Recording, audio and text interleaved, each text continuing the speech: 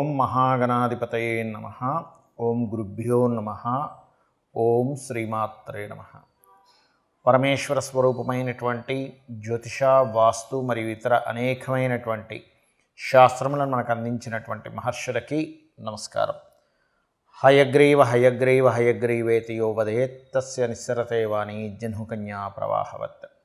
అరుణాం కరుణాతరంగితాక్షీం ధృతపాశాంకుశపుష్పబాణచాపాం అనిమాదిభిరావృతాం మయూకైః అహమిత్యేవ విభావయే భవానీం. శ్రీమాత్రే నమః.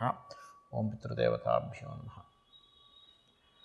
మనం ఈరోజు చెప్పుకోబోయేటువంటి టాపిక్ ఏమిటి అంటే 12 లగ్నాల వారు ఏ విషయాల పట్ల జాగ్రత్త వహించాలి, ఏ ఉపాసన చేసుకోవాలి, ఏ విషయాల వల్ల వీళ్ళకి కలిసి వచ్చే ఆస్కారం అధికంగా ఉంది అనే విషయాలు మనం ఇప్పుడు తెలుసుకుందాం. ఒకవేళ లగ్నం తెలియలేదు మీకు, రాశి చూసుకోవచ్చు. అంటే మేషరాశి, మాది మేషరాశిలో అశ్విని, భరణి, కృత్తిక, ఒకటో పాదం కూడా ఇదే వర్తిస్తుంది అంటే ఇదే వర్తిస్తుంది. అయితే ఫస్ట్ ప్రిఫరెన్స్ లగ్నానికి ఇవ్వండి, సెకండ్ ప్రిఫరెన్స్ రాశికి ఇవ్వండి లగ్నం తెలియని పక్షంలో. బికాజ్ ఆఫ్ మనిషి యొక్క మనస్సు కాబట్టి సెకండ్ ప్రిఫరెన్స్ దానికి ఇవ్వచ్చు, అందులో ఎటువంటి దోషం లేదు. అయితే దీనికి సంబంధించినటువంటిది ఇది మీరు పలానా లగ్నంలో లేదా రాశిలో పుట్టినందుకు ఇవి చెప్తున్నా. బట్ మీ పర్సనల్ చార్ట్ బట్టి కొన్ని కండిషన్స్ ఉంటాయి, అది నేను మీకు వీడియో ఆఖరిలో చెప్తాను. వీడియో ఆఖరి వరకు చూసినట్లయితే మీకు పరిపూర్ణంగా తెలుస్తుంది. ఇప్పుడు ఒక్కొక్క లగ్నం గురించి మనం తెలుసుకుందాం. కుంభ లగ్నము, కుంభరాశి. కుంభ లగ్నంలో జన్మించారు, యాజిటీస్గా మీరు నేను చెప్పిన ఫాలో అవ్వచ్చు. లేదండి లగ్నం తెలియదు అప్పుడు ఏం చేయాలి అంటే రాశి చూసుకోండి. ఆ రాశిలో కూడా కుంభరాశిలో ఉండే నక్షత్రాలు కనుక చూసుకున్నట్లయితే ధనిష్ట 3-4 పాదాలు, శతభిష నక్షత్రము, అదేవిధంగా పూర్వభాద్ర నక్షత్రం 3 పాదాలు ఉంటాయి. సో ధనిష్ట, శతభిషము, పూర్వభాద్ర నక్షత్రం వాళ్ళు ధనిష్ట వారు స్కందుని యొక్క నామస్మరణతో నిద్రలేచి కాసేపు ఒక 10 నిమిషాలు స్కందుని తలుచుకుని ఓం స్కందాయ నమః అని ఆ రూపాన్ని చూసినా దర్శనమాత్రేన స్కందుడు మనకి తన యొక్క శక్తిని మనకు అందిస్తాడు అని చెప్పి శాస్త్రాల్లో ఉన్నటువంటి అంశం. అదేవిధంగా శతభిష నక్షత్రంలో జన్మించారు మీరు, అప్పుడు దుర్గా అమ్మవారిని తలుచుకొని నిద్రలేవండి. అప్పుడు ఏమవుతుందంటే అనవసరమైనటువంటి భయాలు, శతభిష నక్షత్రంలో జన్మించిన వాళ్ళని చూస్తే వాళ్ళ పెట్స్ని చూసినా, పురుగుల్ని చూసినా, పక్షుల్ని చూసినా కొంచెం భయపడుతూ కూడా ఉంటారు. అంటే తెలియని ఒక భయం ఇబ్బందిస్తూ ఉంటుంది, ఆ భయాలు కూడా పోతాయి. అలాగే పూర్వభాద్ర నక్షత్రంలో జన్మించినట్లయితే దత్తుడిని స్మరించుకోండి.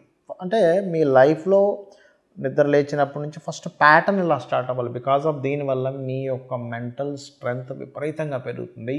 మీరు తీసుకున్న ప్రతి డెసిషన్ కూడా అద్భుతంగా ఉంటుంది, ధైర్యంగా మీరు ముందుకు వెళ్ళగలుగుతారు. ఇక రెండవ విషయం ఏంటంటే మీ కర్మ దేంతో సంబంధం కలిగి ఉంటుంది, మదర్తో కనెక్ట్ అయి ఉంటుందండి. మదర్కి మీకు అంటే మదర్ వల్ల మీరు మానసిక స్ట్రెస్ అవ్వచ్చు, మదర్కి మీరు కొంత రుణపడి ఉండొచ్చు. మదర్ మూలంగానే మీకు మదర్ అనేటువంటి ఒక పాత్ర మీ లైఫ్లో ఎక్కువగా లీడ్ చేస్తుంది. అందరికీ ఉంటుంది కానీ వీళ్ళకి కాస్త ఎక్కువగా ఉంటుంది.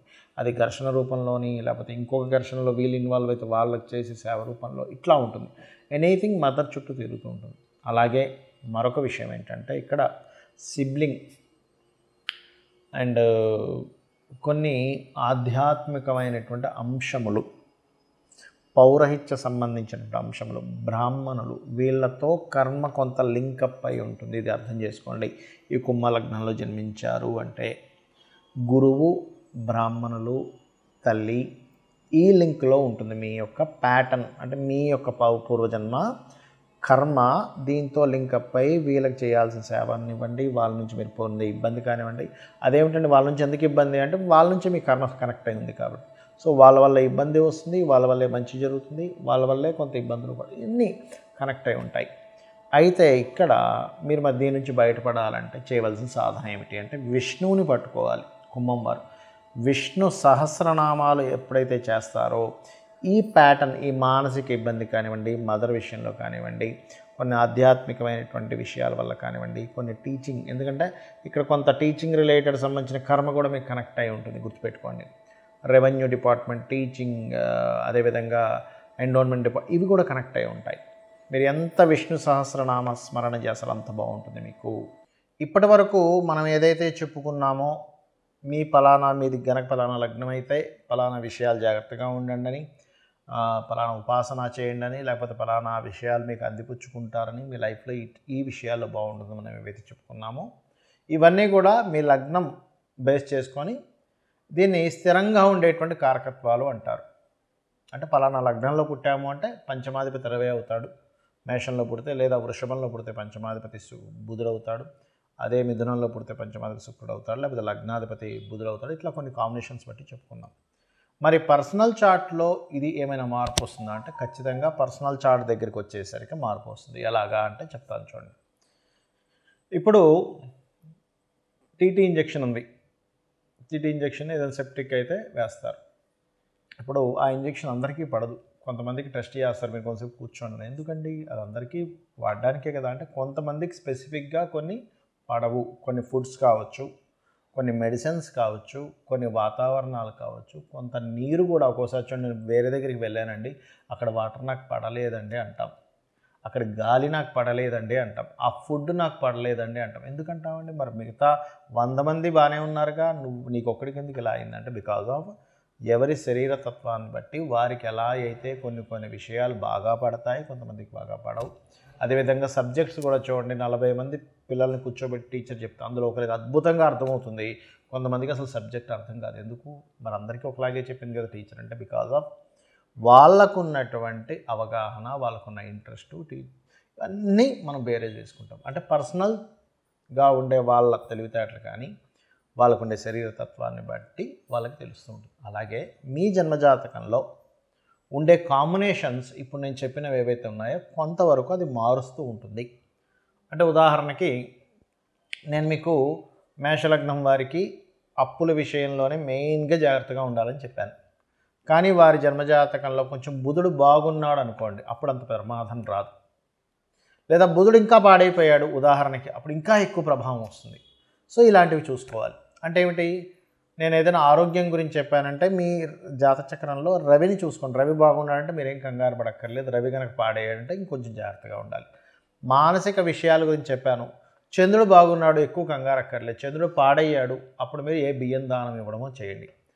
అలా కాకుండా యాక్సిడెంట్స్ లేకపోతే భూ వివాదాలు ఎక్కువగా ఉంటాయి ఈ లగ్నం వారికి అని చెప్పాను అనుకోండి, అప్పుడు మీరు చేయవలసింది ఏంటంటే కుజుడు బాగున్నాడా టెన్షన్ ఏం పెట్టుకోకండి. కుజుడు పాడైతే అప్పుడు మీరు కందులు దానంగా ఇవ్వడం, సుబ్రహ్మణ్యేశ్వర స్వామి ఆరాధన చేసుకోవడం, వారాహి అమ్మవారి ఆరాధన చేసుకోవడం చేయండి. అదేవిధంగా బుధుడు పాడయ్యాడు, అప్పుడు విష్ణు సహస్రనామాలు బాగుంటే ఏం టెన్షన్ పడక్కర్లేదు. అంటే ఇప్పుడు నేను చెప్పినటువంటివి ఏవైతే ఉన్నాయో గ్రహం కనుక బాగుంది, ఆ రాసులు కనుక బాగున్నాయి, టెన్షన్ పడకండి. ఆ రాసులు బాగోలేవండి, ఆ గ్రహం పాడైంది, మరింత ఎక్కువ జాగ్రత్త తీసుకోండి అని నేను మీకు ఒక క్లారిటీ ఇస్తున్నాను. అదేవిధంగా గురువు అయితే శనగలు దానంగా ఇవ్వడం, గురువులు అంటే ఏదైనా బంగారానికి సంబంధించినటువంటి టీచింగ్ లైన్స్ సంబంధించిన విషయాల్లో కొంత జాగ్రత్తగా ఉండాలి. శుక్రుడైతే వివాహ సంబంధించిన విషయాల్లోని, శని భగవానుడైతే మీరు చేసే జాబ్ రిలేటెడ్ సంబంధించిన విషయాల్లోని, హెల్త్ విషయాల్లోని, రాహు అయితే విదేశాలకు వెళ్ళి అక్కడ ఉండేటువంటి విషయాల్లోని, కేతు అయితే కొంత ఆధ్యాత్మికత లేదా కొంత వైరాగ్య సంబంధించిన కొంతమందికి వస్తుంటుంది. అది పర్టికులర్గా ఏంటంటే కొన్నిసార్లు అయ్యో ఇటువంటి వైరాగ్యం ఈ సమయంలో రావడం ఏమిటి అనుకుంటూ ఉంటాం. ఏది మన మహాభారతంలో ఆ యొక్క యుద్ధం జరిగే సమయంలో అర్జునుడికి వచ్చినట్టు, అంటే ధర్మాన్ని వీడి ఒక రకమైన వైరాగ్యం.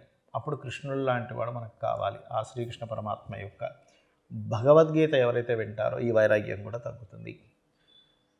సో నేను చెప్పినటువంటివి పర్సనల్ చార్ట్లోకి వచ్చినప్పుడు కొంత మార్పు వస్తుందనేటువంటి విషయాన్ని మీరు అర్థం చేసుకుంటూ నేను చెప్పినటువంటి పరిహారాలు మీరు చేసుకొని ఆ పితృదేవతల అనుగ్రహం కూడా పొంది లలితాంబిక అమ్మవారి యొక్క అనుగ్రహం కూడా పొందాలని మనస్ఫూర్తిగా కోరుకుంటూ మీ యొక్క జీవితాలు మరింత ఉజ్వలంగా మరింత సక్సెస్ఫుల్గా సాగాలని మనస్ఫూర్తిగా కోరుకుంటూ శ్రీమాత్రే నమః.